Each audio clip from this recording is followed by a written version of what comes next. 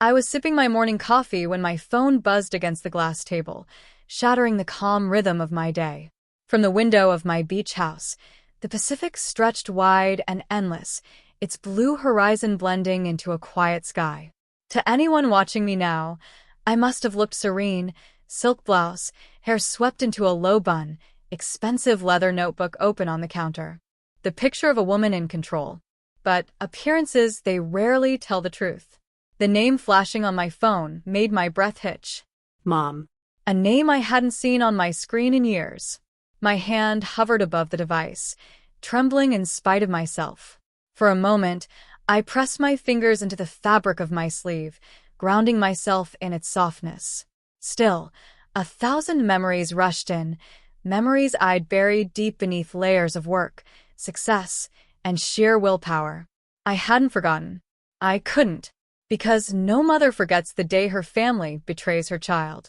My heart pounded, and with it came a wave of guilt I thought I'd outgrown. Guilt that my daughter, just 16 at the time, had been the one they abandoned.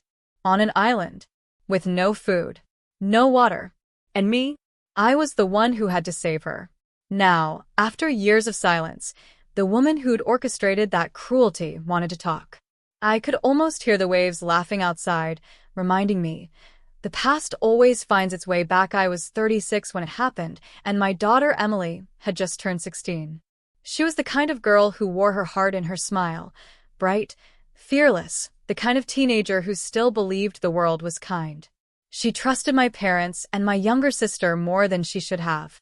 Maybe I did too once. That summer, they insisted on taking Emily with them for what they called a family retreat. A week on a quiet island off the coast of Maine. They said it would be good for her, a way to bond since I was always busy with work. Against my instincts, I let her go. I thought, just for once, they might want to love her the way they claimed to love me. But 3 days in, I received a call. A frantic, broken call from Emily herself. The connection was bad, her voice full of static and fear. She kept saying one thing, over and over. They left me, Mom. They left me here alone. I remember dropping the phone. My hands shook so violently I could barely pick it back up. My heart pounded so hard it felt like the world was caving in. I begged her to stay calm, to hold on, to tell me where exactly she was. Her voice cracked, raw and terrified, before the call cut out. My parents had abandoned her. My own sister had walked away too. On a barren strip of land surrounded by endless ocean, they had left my child without food, without water, without care. I flew there myself. The boat ride felt like an eternity, every wave slapping against the hull like punishment. When I finally reached the island, I found her curled against a rock, her face streaked with tears and dirt. Clutched in her hand was a small silver bracelet, one my grandmother had given me when I was her age. Emily had taken it from my jewelry box before the trip, for luck, she told me. It was all she had held onto, gripping it as though it were a lifeline. I held her in my arms and swore I would never let anyone hurt her again. The betrayal cut so deep it left scars on both of us. That night, as I watched her sleep in the safety of our home, I knew one thing with certainty. My family was no longer my family. I would rise for her. I would build a life so strong that no one, not even them, could ever take her safety from me again. The months after rescuing Emily were the hardest of my life. I felt like I was living in fragments, mother, provider, protector, all while trying to bury the weight of betrayal that threatened to choke me at night. Every time Emily flinched at a sudden noise or checked the locks twice before bed, I was reminded of what they had done. Money was tight. I had left my corporate job years earlier after a bitter divorce, thinking I could lean on my family for support. That illusion shattered on that island. So, I started from scratch. My first job was at a small bakery down the street. I woke before dawn, pulling on jeans dusted with flour, my hair smelling like yeast and sugar by the time I walked Emily to school. It wasn't glamorous, but it was honest. And it gave me time to think. Late at night, when Emily was asleep, I sketched business ideas in an old notebook, scrappy drawings of logos, scribbled lists of names, cost breakdowns I didn't fully understand yet. One day, A woman named Claire walked into the bakery. She was in her 50s, elegant in a way that wasn't about money, but about presence. She ordered coffee, then stayed to chat. Something about her gaze told me she saw through the tired apron and the flour on my hands. She asked what I wanted, really wanted. And for the first time in months, I admitted it out loud. I want to build something that's mine. For my daughter. For me. Claire became my quiet mentor. She taught me the basics of running a small business. How to pitch, how to budget, how to take a no without folding. She introduced me to people who mattered, but more importantly, she reminded me that I mattered. The first venture I launched was modest. Handmade candles with scents inspired by places I wanted Emily to see one day. Paris lavender, California citrus, Maine ocean breeze. I sold them at farmers markets, then online. Orders trickled in, then surged. I remember the night we packaged 100 boxes in our tiny apartment kitchen, Emily's laughter filling the room as we fumbled with tape and stickers. It was the first time I'd seen her smile, without shadows, since the island. Still, I kept everything quiet. My parents, my sister, they knew nothing. On social media, I posted only neutral updates. Emily's school achievements, a vague photo of the ocean. Never the truth of what I was building. I didn't want them to know. Not yet. Year by year, step by step, the business grew. What started as candles expanded into a full lifestyle brand. Home goods, skincare, even collaborations with designers. Investors called. Magazines wrote articles. My bank account transformed from fragile to secure, then from secure to powerful. But the greatest victory wasn't the money. It was watching Emily bloom again. She worked beside me through high school, then college, her strength hardening in the fire of what she had survived. Together, we built not just a company, but a fortress of resilience. I promised myself, when the day came that my family tried to return, they would not find the broken woman they left behind. They would find someone they couldn't touch. It happened on a Tuesday morning, years later. I was in my office, a corner suite on the 12th floor, overlooking downtown Boston. The walls were lined with framed magazine covers, each one featuring a piece of my journey. Forbes Women to Watch, Entrepreneur of the Year, even a glossy lifestyle spread Emily and I had done together. But the things I loved most weren't the accolades. They were the smaller details. The silver bracelet in a shadow box on my desk, the first candle we ever poured sitting proudly on a shelf. Symbols of survival. My assistant knocked, a nervous tremor in her voice. "Miss Carter, you have visitors." I looked up from my laptop. "Do I know them?" She hesitated. "They said they're your family." For a moment, I couldn't breathe. My heart tightened, that old scar tearing just a little. Still, I steadied my voice. "Send them in." The door opened, and in they came, my parents, older now, though time had done little to soften them.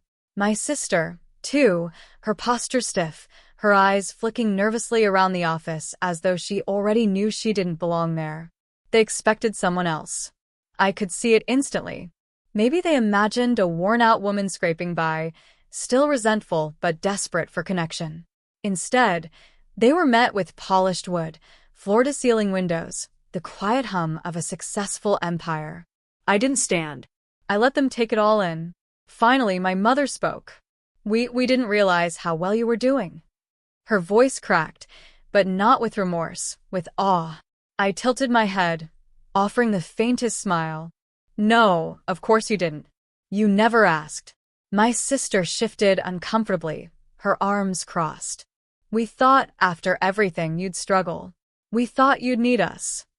I let the silence stretch, heavy and deliberate. Then, softly but firmly, I said, "You abandoned my daughter on an island with no food or water. You left her to die. And now you think I'd need you?" Their faces flushed. My father tried to speak, but his voice faltered. "We made a mistake." "A mistake."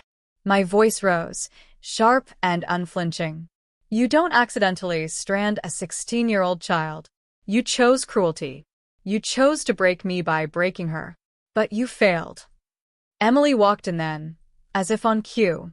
She'd grown into her strength, confident, radiant, carrying herself like the woman she was becoming. She wore a tailored blazer, her college ring glinting under the office lights. When she met their eyes, she didn't flinch.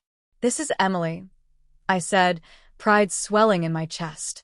"The girl you tried to erase. She is my partner now. Everything you see here, we built it together." The room went quiet, the kind of silence that holds shame and disbelief. My mother's hand trembled as she reached for the back of a chair, steadying herself. My sister stared at Emily like she was seeing a ghost. Finally, Emily spoke, her voice steady. "You left me to die. But I didn't. I lived. And now I thrive." There was no hatred in her tone, only truth. I rose then at last and walked to the window. The city stretched beneath me, alive and endless. When I turned back, I looked them in the eye, unblinking. "You came here expecting weakness. Instead, you found power. My power. Her power. Our power. And whether you believe it or not, you have no place in it unless I allow it." The words landed like stones in water, rippling through the room. They stood frozen, caught between shame and the dawning realization that they no longer had any control. For the first time, I felt the full weight of the shift, the moment when the betrayed becomes the unshakable. They sat across from me now, no longer the towering figures of my childhood but smaller, diminished, their power stripped away by the simple truth of who I had become. For years, they had dictated the rules, what I should study, whom I should marry, how I should raise my daughter. But those rules had no meaning anymore. I folded my hands on the desk, the silver bracelet gleaming in the light between us. "If you came here looking for money," I said calmly, "you'll need to hear the conditions first." My father bristled.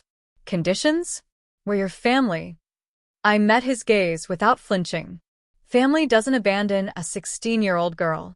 Family doesn't leave her thirsty, hungry, terrified. You forfeited that title the moment you walked away from Emily on that island. So yes, conditions. My mother's lips pressed together, her eyes glistening with something between shame and desperation. My sister, arms folded tight across her chest, muttered, "This is ridiculous." I leaned forward. "You want forgiveness? You want a place in our lives? Then you're going to have to earn it." I began with my sister. "You always resented me, didn't you? The comparisons, the imagined competition. If you want to step into our lives again, you'll need to confront that bitterness head-on. Therapy, accountability, and honesty, no matter how ugly it feels. Until then, Emily won't even hear your name without flinching." She looked down, cheeks reddening. For once, she had no sharp reply. Then my mother. My voice softened but held steady. "You chose silence that day. You chose to watch my daughter suffer. If you want my forgiveness, you will dedicate the rest of your life to speaking truth, helping other women, other children who are abandoned. Volunteer, advocate, give your time and money until the weight of your silence has been lifted." Tears slipped down her cheeks, but she didn't argue. Maybe for the first time in her life, she was listening. Finally, my father. "You believed control was strength. You believed power was in making people fear you. I don't want your apology.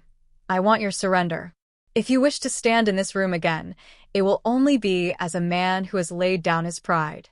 You'll acknowledge Emily as the strongest among us, not the weakest. That will be your penance." The air was heavy, thick with the enormity of what I had laid before them. Emily sat quietly beside me, her hand resting over mine, steady and warm. I could feel her strength flowing into me, reminding me that I was not alone in this moment. "This isn't revenge," I said finally. "This is clarity. These are the terms if you want even a sliver of space in our lives. If not, you can walk out that door and remain exactly who you've always been, strangers." For a long moment, no one moved.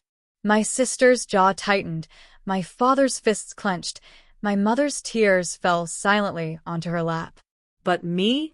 I felt light, freer than I ever had before. The balance had shifted. I wasn't the child asking for their love. I was the woman setting the rules.